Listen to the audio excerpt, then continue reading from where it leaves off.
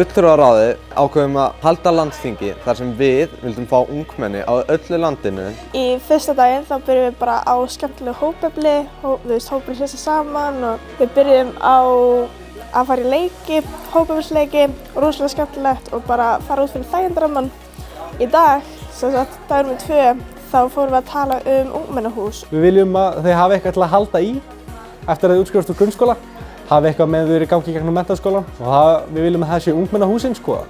Og nú er verið að lögbinda æskulýðsstarfið betur með stjórnarskrána og við viljum að allir hafi aðgengi að þessum ungmennahúsum eins lengi og þau þurfa og bara passa að fólk haldi sig á góðum veg gegnum lífið og svoleiðis.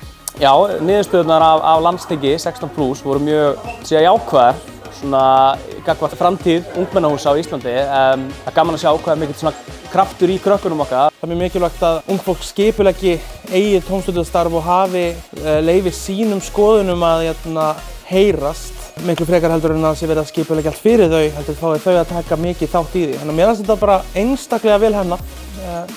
Ótrúlega gaman að þessu. Umræðurnar voru frábærar. Þetta var ótrúlega þörf og skemmtileg umræða. Við erum ótrúlega stolt af þessu degi með þessum ungmennum. Þau voru ótrúlega málefnaleg og klárlega eitthvað sem er komið til að vera hérna hjá okkur ókomin ár.